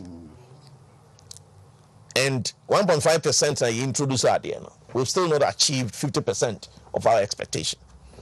And if that is the case, let us consider the rate. Maybe I feel say here. Na tax na as a tax line there. Yemano engo. My final point on the budget. Mr. Kusiba for the kind at the home encomono. Very well. But penenforce was about a major pie. Road tolls. Road tolls. Three main sources and then a core your road funding. Let us not forget. Road fund you buy no NDC kakre begumono. Normally akoji loan UBA. So this government had no access to the road fund sika or the develop akwan. Yes, and into the Sino Hydro, we needed to think outside the box because when the power, people must still see you say, oh yeah, queen. So now later, President, my finance minister, could chase can the akapia if you have one touch, said the Bayer, me. But three main sources to the road fund. One, fuel. On fuel levy. The road fund levy every liter of fuel that you buy. Two, DVLA sources. You know, so road fund. The third one, and then a friend is saying, road tolls. No. Now there's evidence. Say, I think 3 or 4 sources are in Sikapa every year toll road tolls on baby are digitalizing. What you say? Yenunti, look, it's gotten to a point where Mitier, Dr. Mahmoud Bawumia video be, say you were speaking to the CEOs and they, say, look, Edwin Pempenswa, put down the facts. Arrogance must not be something that SSC are attached to a byway, and that buying to me lose power. Number one, perception of corruption and arrogance. I'm saying this because it's gotten to a point where a Nikwan say you're penning for a feel shy. Say you take a decision be now upon reflection, no. SSC go back. Now there be a reject here kokofa. All right. And one of them road tolls no. Say now you say 11 na ba be gumu boom. Enti amanfo common hair wo mo. Wonju o mo E11 and wasa akwa the road toll. Na the every 11 beba no wo de ukoyi road toll na free ho na ne komo ahan na free ho. It has become very clear. So 11, we are not even up to 50% of our expectation. Perhaps not even 40%. Sanity dia enye kakra na eba no yen fanhwe youth entrepreneurship, yen fanhwe youth employment, yen fanhwe digital infrastructure, cyber security, road transport, friend saying public transport. Na road toll ne die yen famra back. Name fire no Franco support road fund no memum and yes a ban fully digitalized and your new roads no na media me imagine me say emrao yes and your new roads no because finance minister was very clear. His emphasis was on new roads. But media, imagine me say, not only the new roads, but existing roads na ye toll booths na every one. Yem fending in Amra. But see to me the back in the picture, Mr. Kusiba for a plenty and dia and then just ye. In other words, ya digitalize no. Scanner man for we no every ho. And yan ko bob pim. And so baby road to there you do also a hwa kwan no ne baby lead to honing na ye man ye kama ne nipa no o tia psychologically were feeling very, okay for paying the road tolls. And I think that these are the 4 key issues on this budget that I want to talk about. Classic ointment no eyenku mebacho obeko kolonak heba misty heba Freddy Menseba have made oinana heba ne Felicia Bako and sons no kwa jodie when many sansan when many yarewa bi a etete wono say ayo pimples ayo foot rot ayo ringworm dandruff candida ayo boils piles ni nyina no when your classic ointment na bitima boa etu ase de ma ho you give them a call via 0500799433 0500799433 na oni empenifo na mo nsa so madri by no Eddie and Como George Akom. Let me get back to you once more. Na mint you. Yeah. Mr. Sadia, yeah, can't call no. Yeah, can't babisi budget no. Send you any more sebeboa or mine. I had EVAT, Anna. Yes. And no, so ya dear, I'm saying, Nameka, many of last time I share a kick on some. And means ya near the Javat in the B, say. Ebia obeko na oma file omo papers near the other no say systems beba na say timi emu bia say the procurement systems ni bitie no eno so etimi yesa na no nya ba wi a na the tax evasion ewum eni bia under payments ahodo a bi ntumi fa kwanu asa bebre so timi ma ban ne sika ne so ti no etimi ahye. That is why we cannot underestimate and as we can talk about the fact to say digitalization any impact bia ye no be the essence say background no somehow na your information systems no we know the value digitization no edeba we nim send your man ba bia ye pese ye de kokodru nti anytime bia menya kwanya me ka bibia fasa na man ho no more attached to the fact say development the two aspects both the soft and then the hard we cannot do anything be my bia tap you ye koye nim no wo hwe said ye ewurawura miamia bibra boa ama corruption. So sometimes you can say you fight corruption and no akwa wo hinba maka chi omre bi say you see you fight corruption systems are be go akwam na betima me hu say wo fight corruption and through the digitalization you hu say nyema bi a aka ne na emwa no no nyina no a free system but wo mo ya wo no benefited directly from those kind of ways here ebia obetime nya bibia ebema ono ho aye dase na ban no wo support the call for some of these interventions and answer systems. And I know say moving forward said the BI can was another branding kind was say the first step towards a change is awareness, the second one is what acceptance.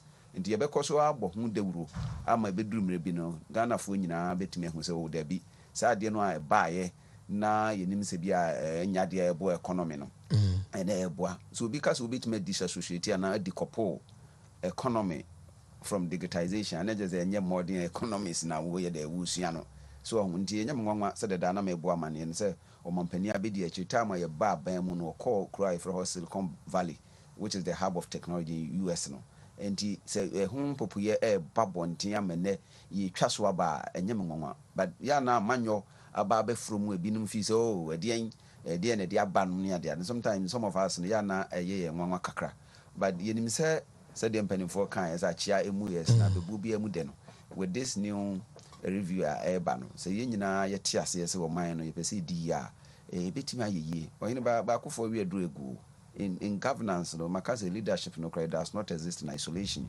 We need to put our hands on the deck send be ya ye nyina na fa bia ye wo bia ye betimi contribute to the economy. Said the name you share can baby cry nim say enkrofo be tia se simply because of the benefits and nebeba through the e-levy binum pese omo evedi and omo fa kwanu asabia so I saw some write-ups na omo kire kwan obi pese o evedi even payment of e-levy no kra eno no nyina ya de a emwa but the same person wo hine ba say onya kwanya na wo kasa to the fact that say aban no etrimu odin aban de said the mpanimfo kan yemfa yefunu ha pan hyan aban wo aban bie no wo so a wo be say kom ene ne nkrofo endi said the bia ye nim no just ye to ye boase na ye twen aban no nti sometimes expectation ye nso so ye wo waiting for some of these interventions no so issue because you benya na nka mirika now most of the developed economies no they are putting more emphasis on quality than speed send ye be ya bi a ye bi a ne betimatno sa kwan kra ne yi ne ne ya yekoye sapetin bi a ohine ba de be china say tutu then we are going back to the same situation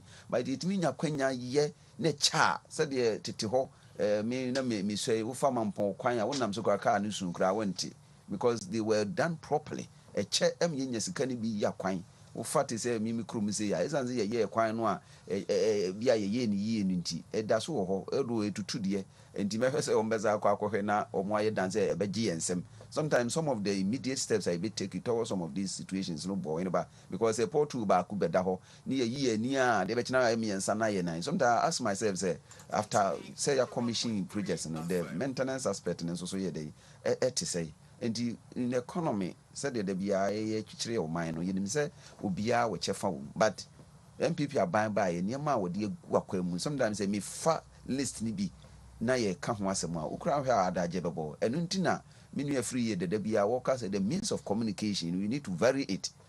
We know we call district assembly I think some information service department anka me akoma mete here obi nim se me yama nwani me koka wontie no ye mfa nhye wo monsa na wo nkobɔ hu so wo fa budget ya ye ya wo hene ba niam aba na ye ne no peso ye ene bia wakɔ mimi krom do bonso ne dia kɔ transformation center ho ne ye bɔ hu dawura ebe bu ebi okra nso a ya na boa manipa no interventions ebe wo so anya kwanya koye bi and back here by say ni did this step was again one of the policies we are ba you fine to say be boa omo wo fom no we bu ha want eno na free person wo ka ho asem say e ba ye mo hu dawuru na nkrofo a omo no be nya direct benefit no omo nte e ba sometimes we asa hihye kokoam a ebi okra obi kra nte ho hwe omo nte ho asem nti me stress ye betima hye ho no mu kinana atuma boa na ba ne ne ma pa wa ye boa omanfo boa mobrowafo no etimi ababonte ama na daddy edu ne begina so etimi ye campaign edu ne betimi gina so aka kire nkrofo ne ma papa aba na ba ye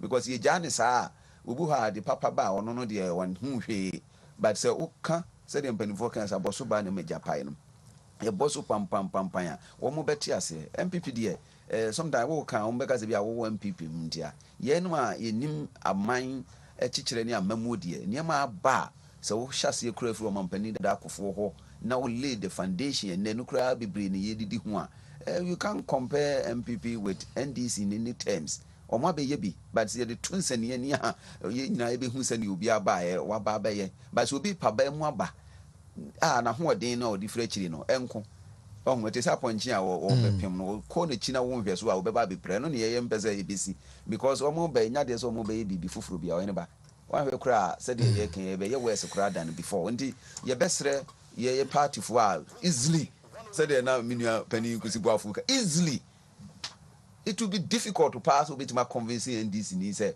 o mra MPP it's difficult by nkrofo sisi ya na abamu obu ya ni nya hwe maka kire nkrofo several times ye koto abai wa wo be say men to be inda what to ma NDC because elections about say you been more votes in nipa dodo a turnout no you been 2008 the CEO mento and you are saying say bad officials are elected by good people who do not vote and this also nkoto na fe ya tuwie na masses no dodo no anto amaye ne ko opposition afi na say nipa no asa ba besu enti mesre say whatever be the case unya hwe kura de free senior high school national health insurance and ka don ye bubura na kane no ukwa na nieme bokura yentimi nye ene aba fa ba bi ye me de in terms of say boa ama speed aba bibia ye mu no ye say na wokokora wo hene ba kwan abefa so a wobetimi a reconnect and say I renew we ni nyina yetimi aye ne kama so there have been several developmental projects ye list here inano na me hwe ba ko bia menua na bi di ba even Ashanti region in particular enema ya ye ewa ha in terms of job any development roads are nyasem ketwa we are still waiting and we are hoping say nyame ya dum na ade a ye nyina ye ni da so a isi ye no na be ye bobosum di interchange e be ba ha na obi a di nani aye de asam bi na other places aye hwe say asphalt ni kota ni ade nko ne ye di bi be de e be ko na yakoye nim eba agriculture all the sectors at least aba no aye kakra we are developing economy and yen say nkakra no akoko benum so ndi omunya grohemu ma na do danka kufado ene Dr. Mahmoud Baumia Dr. enkoye nim every say ayisi wa ntie ntia no ba ma na fi so na mama nchia be happy birthday yɛbɛba hɔ na yɛaba bɛ yɛ bro nyadeɛ sɛ de bia so bɛma akyemkwa yi wɔse wɔhwɛ w'anim paa nti wɔhene ba ɛbɛyɛ Right. Dr. VA. Yes, sir. Any other thing you might want to touch on? Can be on the 1DF, 1D1F. 1D, yes. Or share the minister and say you doing 296 at various stages, and your 125 factories operating. You see, and you maybe buying no yet that opportunity no be. And a pen Dr. Isaiah Kennedy say it does appear we feel the impact of say 125 na age man saying kebia a farm for Numa patronize this care bar system num and my import to be brain near the day we are yet to feel that. Or he by one member say whether say our program no the government we are buying support no even though private the next stage will be how the marketing aspect because Matisi be tomato we president last year. Do we have one? I thought it was Brekum. Yes. Yeah. Do we have one? Eco juice. And no, is it the president has to come and help you to sell or market the product or what? That is where, because I said, and I say, oh my year, no more baby na, if you are not some more export to some way, we don't feel, I don't know, market, eco juice. Ashanti regime, how near Massa Kalipuna be proliferating into the system. I'm not destroying somebody, but yet me about beer eco juice was system more. Let's feel it so that people can even say, oh, eco juice you cry beer, any beer government, your programs cry now, use so domestication by tomato wine me refuse tomato needing. But we have other competing tomato in the system. Do we even have our own these industries are BB with one a district say no industrialization a bit me about we need because one we are business I say I don't know yen Tony Bebrisa and any system anymore won't be funny pa. But this is where you will aim to say industries will be set up but employment is so about I don't know how you bring that information about how those industries, especially or more the consumption, direct consumption. No, you bet me. If at least I've given two examples: eco juice and tomato paste. Now, eco juice no natural, organic. Yes. What you say? Who produce baby a year organic? Usually, and this the omokofe free Belize and South Africa no a didn't see fra no on my no. Your organic products eco juice is purely organic. Mimi produce organic bread. To get one mushroom bread using organic process is difficult. It may no mean to produce more than 2,000 a day. But I can produce dear afra to say basa ne dear. I can produce about 10,000. But what you say? Until the letter that has been produced, organic, you know. Once I say I may pay. So my question is that the letter that has been produced, how do you assess it? Because you was have natural fruit here, be produced, you have access to it. You have to some product in it. If you would do Georgia Hotel, also be will be. I've forgotten that. I am mushroom. Fruit. I think fruit. Okay. It has to be accessible. And almost all the shade who call even these shops here. They be a fridge. The data, but a month and not two. No master. Then and just like now, blue sky set here. A very heavy demand. To be all honest with you, natural products and organic. A very, very different demand is so high. Overcall eco juice here working. More than 200% order, more than the production, because of there, a yema health, including baby mushroom we are making. It's over 200-300% order.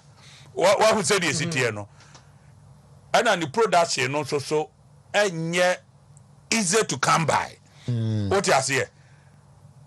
udua brobe ansa na fa what we say the city no it ehia a systematic until that you start no urban no that is where it should be linked until you start that we are talking about no a lot more will move into agriculture yeah for which ubehu sa niema we ho it ubehu abroba you produce no even brown afwa ya de ko baby a eyire wo no it does not need central region kwa dey so produce raw material na tomato ne so the same thing it will also tomatoes is the same thing tomatoes are you demand no your local production no ya wo mo ye no ene yen kan enso ehunu se your local production no age say ye pay a certain form of a year abana has ye eye that is why obetia ye say ye irrigation way ye irrigation way ye irrigation way ye irrigation way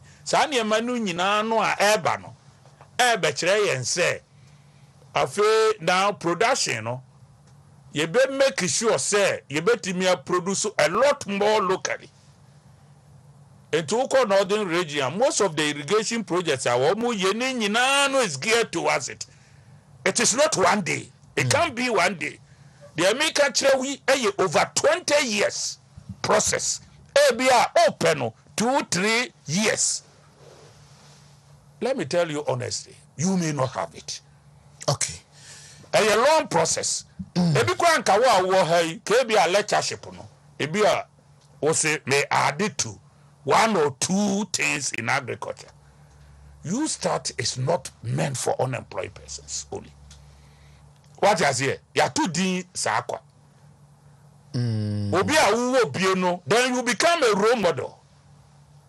Okay. Me work as a polytechnic. Na me agric bebre o. Now I do a lot of agric. Ebi enya de kire no nko na me di yo. Machine ni nyina me start no when I am at the Kumasi Polytechnic. Zani e mani nyina me sha ase free ho.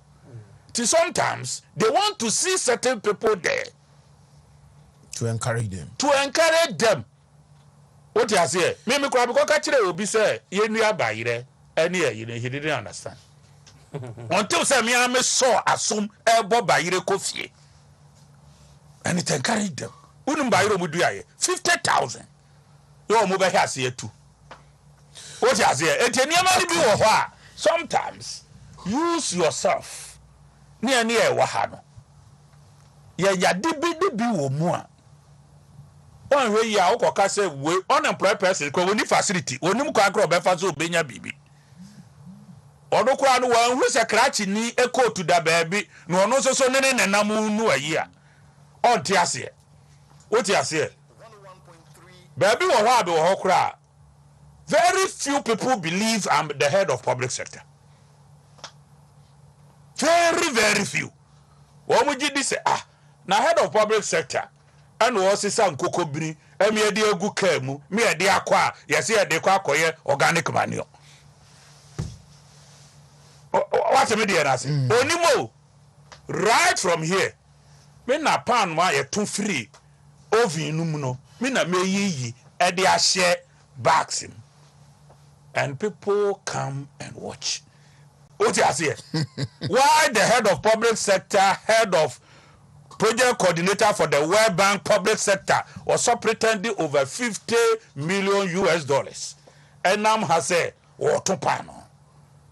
Near Bob Pano, no robi at the affair table. So, or no cry near to car. And no, I mean, I come to car.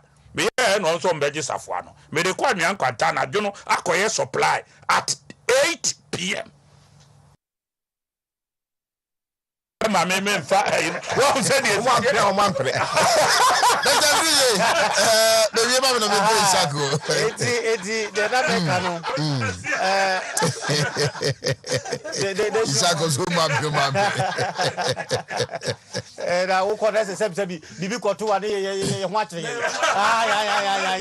mo abo e tu ko ya dey ye be ko ai nenda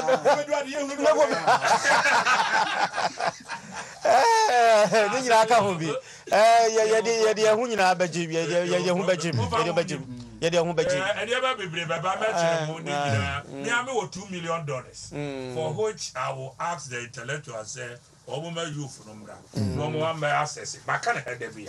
They to come and assess that fact. All right. They are aware of what I'm. That's a free your mommy now. Okay. Shark. That were you. When you stop reading, you become agent. A young man is somebody who is always reading. Okay. Yes. When you stop reading, you then you age. They would have said very young, at the age of 18. You can start at any time. The mechanic say, sometimes process na ye business no, anyway no, you share the other aspect of the distribution, the marketing aspect of it. Yeah, it's all Yes, it's very, very important. The package is really yes, nice. yes. Implementation Na- is really and lastly, now Mr. Kusibo Afune, Mr. Ishak, so can be about how the government react lately about certain policy be very good. You will come and then the opposition have a funny different for no matter yaden. And to say any about ye levy, you say, may I toss and can minister and crank or hand could have given to, and then was one. There was a localized communication aspect of it. O command prugu, one eka ye levy one sem in Mamprugu language. So these are the new mebia. And also a minus who was on anchors and new mebia, they have to learn a lesson from it. Yeah. A lot of lessons should be learned. And you may be only in Accra and Crophobia Jabos should be in that kind of thing. No, they should make things to flow because subsidy and subsidy why would I say defending strong and where a system that has been created in such a way say and Crophobia monopolizes certain things in the government machinery now as a system. No, your call conference. Fred Masore 5 a.m. Akoye ye set up. Then somebody from the party come and says, I had a Joy FM for there. So I didn't go there. And the live coverage no me and I said to my I told them say I'm not coming there. Omo party office no free say bibia omo friends no mo cronies no they should own it. I didn't go there. I was at stadium but man questions were cry. Because and these people will come back and hit you hard. Things will change. I didn't know, sir. I was studying one of the whole day, but I walk around I didn't know, sir. Every year can be that courageous. Because these are the facts. These are the things. What is here? There are some people in the government, in the party. 11. As if say, 11. Now for some classmates, some 11. They make a pussiga. Pussiga of me say. Lectures here, academic patrons here, and design and clear policy how they are going to go to the hinterlands and explain this e-levy. Yeah, fair, nobody listen to us. One thing because what it is funny. It is a co-position common. So you are okay.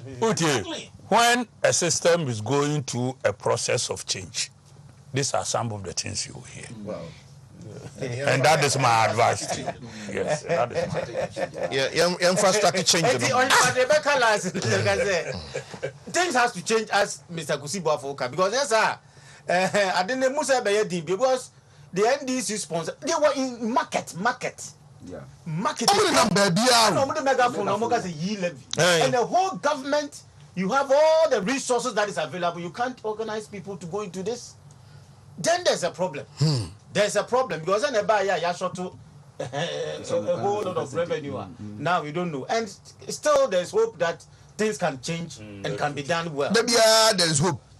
Oh, but nothing seems to be changing. Maybe there is hope. There is hope. Yeah, let's see hope by hope. Hope on hope. Dr. Free, let me come, Brobe. Let me be sensible. Where dear, you see the Kusibu for netway.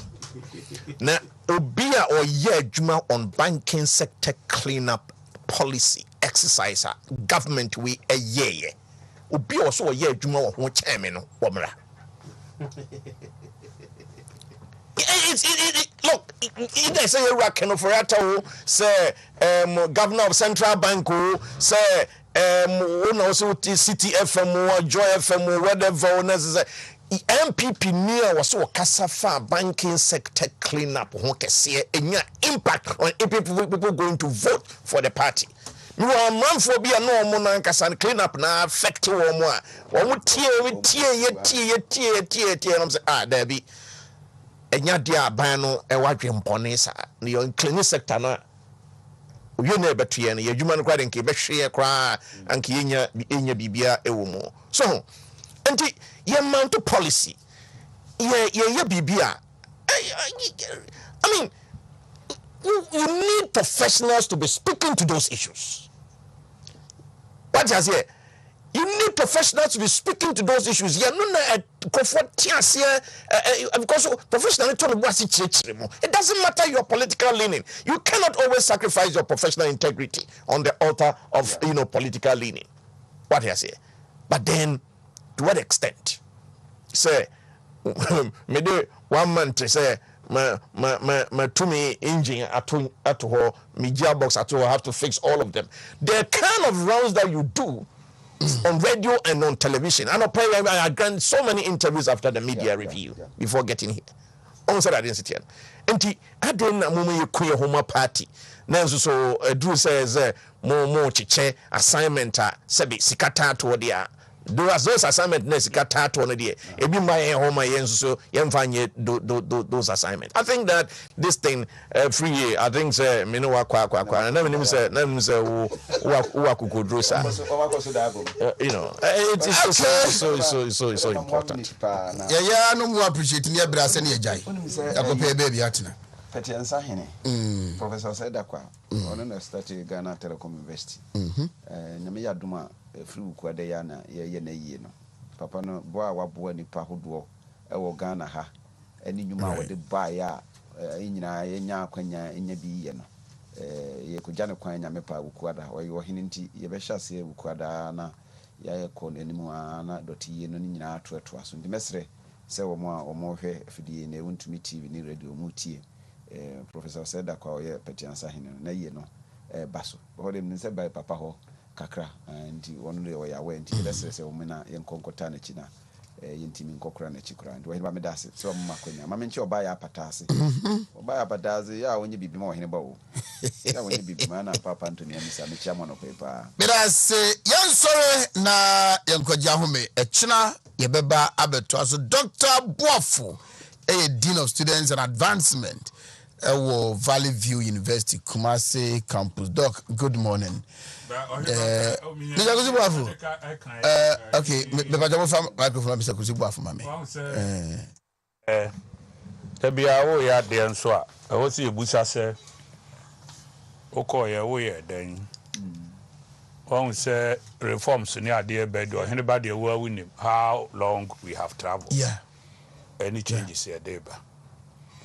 Nyame adom DVL equipment ya ebeba me dey register vehicles no aba be good one eti ebe lunch eti no o car no ba chassis number dey nyere ebe peke bang ya ubetu ka ene fia obeji afi queue management and also so aba obehu no phone so said dey o hwe WhatsApp afi wo hu ba bia o line no edru se dru so ana na woko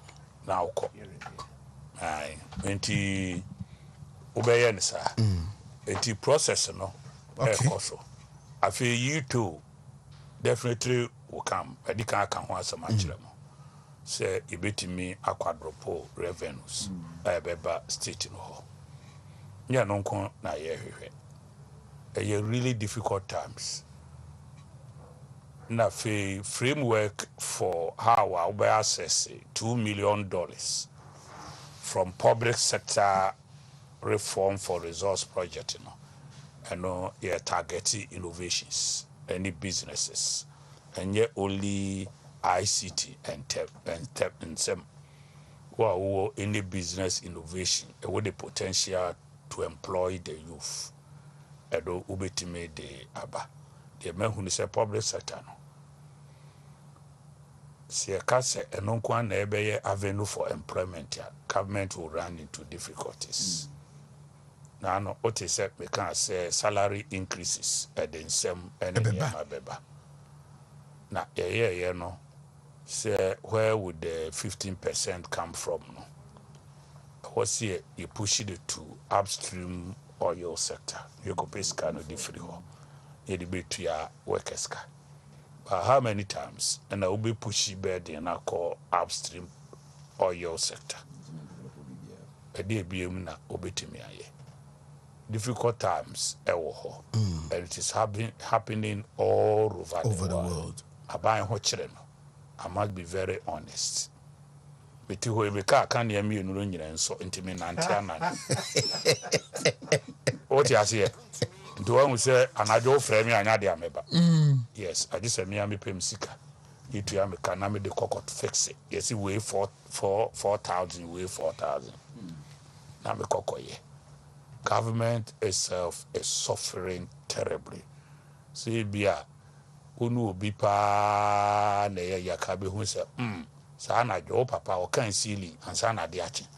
O sorry no me ansa kan ceilings. Really difficult times ni enim de Russia and Ukraine war no be ye. Eni enim COVID dia ni nuanom do so da bia wo kwa onko no akokra ni nuama na ba do di ebesie. What you say? Into the American chile minuanum, your more intellectuals, and yeah, they say. Sababu eben temua, ni free and penning for wha. What you say? Into near sin and aquacura, and timpenning foons. We yanisa and quaracra do mutibe body. What was it? Is it here? And near my papa, a very difficult. Naba we know, ma I expose the reality of suffering and Ghana for. And Ghana for when public sector workers all over near Tete or market yaso, AEBDino. I suggested say give me a 10% of public sector workers, Kesu Mukofi. The government did not listen to me. And I went to a market yaso 25%. The government did not listen to me. Into nim say and a baby a year kono. Abano in him say a year dear near was on the shoulder the burden of Ghanaians. No shoulder indeed. A two Ghana for pa and who the ravages of COVID and the account no we are saying no Ghana for account. I see. And now I'm in a worker saying US next week will print $1 trillion into the system. Almost printed 3 weeks ago 1.3 trillion and they will print again. Say the coso up or currency. All right. BRICS as also mobile print iska. And so they are coso up. And I see a better gold. And they are here. Difficult time lies ahead. All right. Now NDC ebeto anansi they don't have any antidote. The eco share a boase. There will be painful decisions. NDC bekan say bebre. Edi afa yenyi we yedi. Nanso so se wote se baby a kwaku anansi se yemfa ne nko eho na ni wuo open. Eho na yede ede mano. Because unya ba umia enya ufurata esakeno na unya napu na ebia unya trade minister enya education minister ene agric free mo wagu MPP aban. Okay. And that is what you are professing. Into omomba womo ho aye hi ena owura atwe mensa the rassle dazzling obeboa ye parliament hono so no obo ma pressure aba no so pressure ama sankrofo we so a na fe ye nkusi edua no obde bi aba so ye mrada kusi ba for kra ye shut the mouth eba sa NDC will get a field day almost target any Ashanti region. Okay. They will tell all sort of stories but ochire say enti free education yi pa no come back to me aye ombaka chiro say there be eduru ho no sign contract ya edisika only God knows who abotum ne bekro edema hoho Emma wobu jiska umuko dino me de me fa say Ghana umukrum ba de me nka nkire wo say obi a obeka se yemfa ne man hye eboase nsa hye boase bia ye mambo ye ni ye gigi sika atua bi bibusa Haruna Edru say ti se chief imam ka kire wo say ye nyigi sika mfensi kramodan a obeji atomu ana obeka kire wo mu se wo mu ntua ana se Roman sofo ka se Roman fo ye ntua sika ne mfensi asore dan a ana suku dan wo mu ni nkonya ana ye nkwala no kura no asonde mo kura no ye gigi sika ne ye tuatua school fees our methodist people do it. Governance is like a religion. And it is our president in Kachire will say ye ntua we mfa nyi o man no ensi wo no obi si debi no no de obeba be diso abusan say na be diso a san krofo di nyina ba mu o mu abefie no ka kire say debi na di sika be firi he no o se minimu a we nipa bonni. This is what I'm telling Ghanaians. MPP aban eye boroso niema a wode aba no eburu ye nyina ya adwene eso expectation no and ye so high enti ye manage your expectation at this time, right? And ye better. Each and every citizen will begin to benefit. That's it. I mean, ya Odro Tago ewo TUC. And at the moment the birthday the does Tago also so an birthday. So happy birthday to you, my brother. Ameya Odru over TUC Swame and oye jumaba TUC and what it is here near my muso ama DJ King Frankie Ababetos Yamia Duma 12 o'clock news about 12:30 will be nationwide sports now for the Kubi no me and Saha ya twatwa swa no na boa na it talk Ghana and so Abba Abetos. Good morning. I'm out. I'll see you tomorrow, God willing.